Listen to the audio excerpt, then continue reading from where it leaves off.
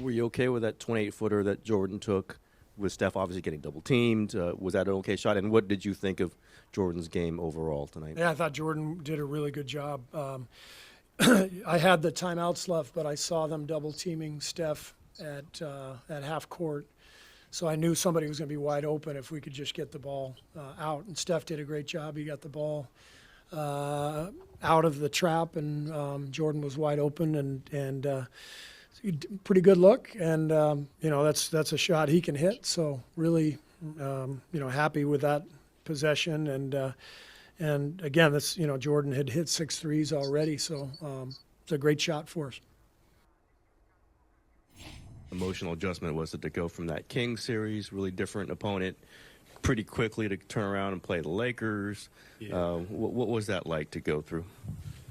It was a quick turnaround, but can't dwell on it because you got a really good team over there, and they do things differently than the Kings, but present some big challenges, and saw that tonight. So the morale is not low. We know we let one slip away, but we got an opportunity to watch the film tomorrow and see how we can attack them better. Ashley, you were tuned into this game last night, right? Yeah, of course. Just like everybody else. What did you think about Jordan Poole's shot? I didn't love it only because of the amount of time left on the clock. I understood the rationale that Steve Kerr was referring to, and I probably understood Jordan Poole's mindset in that moment. Had I been in his position, knowing that you have almost 11 seconds on the clock, I might have tried to get a better shot. That's a lot of time. That's a lifetime in basketball. I probably would have tried to even lean into the shot a little bit more to force a foul. Worst comes to worst, you get to the line. I don't know. I understand, in the heat of the moment, you go ahead and, like Steve Kerr pointed out, he was hitting threes all game, so it's not like he was having an off night.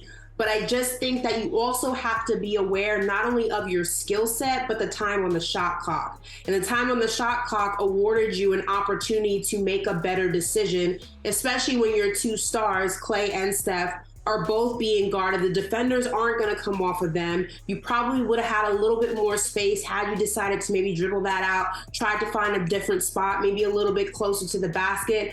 I'm not 100% in love with the decision making. I don't 100% hate it. I would have maneuvered a little bit differently if I was in his position. Yeah, it's a big debate today. And Tyrese Halliburton is getting clowned because he was supporting the shot. And by the way, so do I. Not just because I'm a Warriors fan, but it's a shot that Jordan Poole can hit. And if it was a night where he wasn't hitting, then I would be a little less comfortable with it. I also think he takes a step forward, a little bit more time expires, and the defense has time to recover. So I like the shot. He was wide open, like butt naked open. I feel like he has a target on his back. Like even before this game, Snoop was like on TV and was like, "Oh, keep shooting, Jordan Poole." So I just feel like right now he didn't have a great last series versus the Kings. And so I feel like there's this like hyper criticism of Jordan Poole right now. But for him on that day, hitting the way that he was, I was okay with the shot. I don't think it deserves the vitriol it's getting today. No, I agree. And I think he had a better performance in this one game he did in the entire series. So I don't know how you can watch it and say, oh, Jordan Poole's up to Jordan Poole ways again, whatever that means. Yes, would maybe have Steph had hit that shot had he been open? Probably.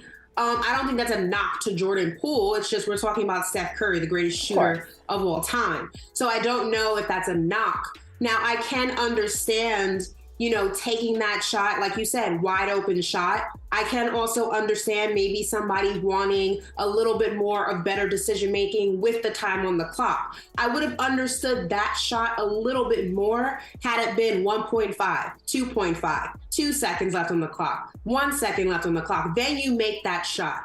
I think some people are maybe rubbed the wrong way by it just because of the time allowed. Also, I think some people are also looking at Steve Kerr. You had 2 timeouts in your back pocket. You can't take them with you. You saw that your best player was double teamed. You saw that Klay also had a defender on him. You saw that Jordan maybe possibly had a shot. Maybe it wasn't the shot you would have drawn up had you had more time. The timeouts allow you more time. I can also understand someone saying, well, you call a timeout, you also give the defense a time to get set. I understand multiple perspectives from the argument. I'm one and a believer of the time allowed on the clock gives you an opportunity to make a better decision. Take that gift. But I can also understand, hey, look, I got 10 seconds, but this is the shot I have. Let me chuck it up and see what happens. It happens, it's the name of the game, but I think that the Warriors are more than equipped to bounce back from this. Yeah, and I mean, the Lakers got the W, and the story of the game last night, of course, is Anthony Davis, right? He went off. He went off, and the Warriors could not stop him. And so he had an amazing game. But, you know, Ashley, you were on the show, I want to say it was last week but recently, and when we were talking about the Lakers and the Grizzlies series, and one of the points we were making then is like, if you get the version of AD that showed up last night, right, in every game, then yeah, the Lakers are super hard to beat. But even in the Grizzlies series, while Anthony Davis and the Lakers did win, he wasn't consistently a dominant performer each night. You know, it was like every other night. So I don't think, and it's not to take away from the greatness of Anthony Davis, but especially with the schedule for this series being every other night, I think while the Warriors are also older in terms of their key stars, I think that bodes better for them as the series wears on, because I don't think he's going to be able to keep putting up performances like that throughout the series. Not consistently. I think you'll get a few more, but I think you'll get some where it's like, 20 points, not as many rebounds. And also, it looked like the Warriors figured out something in that fourth quarter. That's how they were able to make that run and get back in the game. Steph tied it up at one point.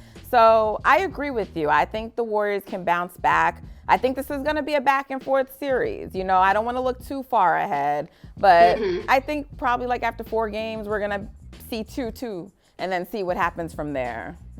Yeah, I mean, Anthony Davis, 30 points, 23 rebounds is absolutely insane. Can he do that again? Sure. Will he do it again? That's the big question. The consistency of Anthony Davis, I mean, obviously health is always in the background as well, but the consistency of Anthony Davis has been one of the biggest question marks with his game, because I say it all the time, when he's at his best, he's unstoppable. He is the X factor for the Lakers to go ahead and win this series. But how many times will you get that version or even a fraction of that version from him is the biggest question mark. Also, when looking at this series, I think we got the best performance from the Lakers that we have seen and probably will see in this series. And the Warriors did not play great. They played good, but they didn't play great.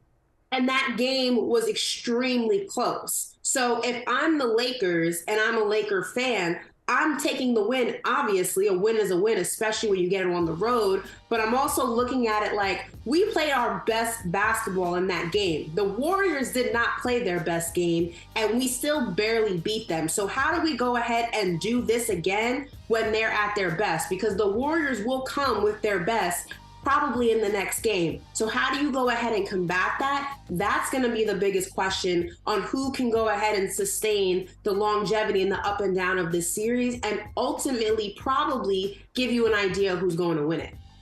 Yeah, for sure. And I mean, Kerr gave a little preview to that last night when they went small and they took Steph off the ball. So, I mean, Darvin Ham, and also we know LeBron James is brilliant. So they're expecting the adjustments. They're expecting the changes.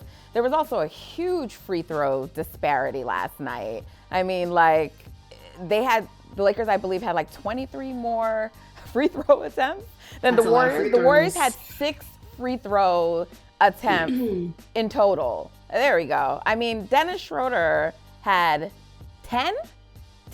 That's not normal for him. So they definitely got the W. But I think if you're the Warriors, I mean, Klay mentioned in his post game, you know, we let one go. But I think not that we're here for moral victories, but coming off of a long 7-game daunting series with the Kings and basically almost being in this one able to win it, I think the Warriors should feel good about themselves. And you got a good Jordan Poole game, so that's already a bounce back. And then also, I have to shout out my boy, Kevon Looney, today, and he was dominant again, 20 boards. I mean, he's even shocking Warriors fans. I think the Warriors should be optimistic. No, he looks like the second coming of Dennis Rodman out there. Like, it's special what he's doing. I agree. Listen, I think the Warriors are more than equipped to bounce back from a loss like this. I mean, we're talking about a team who can flip that championship switch whenever they want to.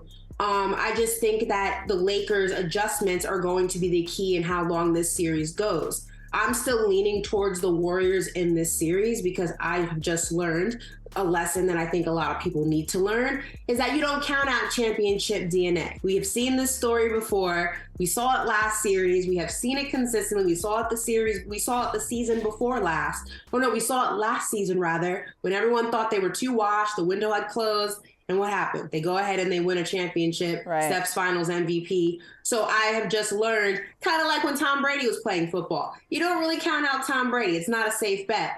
But I do think that a lot of people maybe underestimated this series and thought that it was going to be a little bit more lopsided than it's turning out to be. And again, one game does not dictate the entire series. I'm going to be interested to see when the Lakers and the Warriors play again, and the Warriors are a much better version of what we saw last night, how the Lakers respond. That is going to set the tone for this series. The Lakers stole one, absolutely, but I need to see the Warriors play their best basketball, and the Lakers, how they go ahead and respond to that to really make an assessment.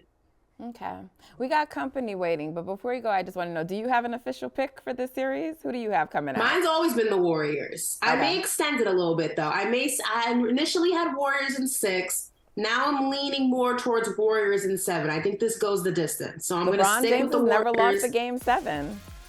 Oh, wow. It would be interesting. Maybe it will be interesting. All right, Ash. We'll be right back, guys.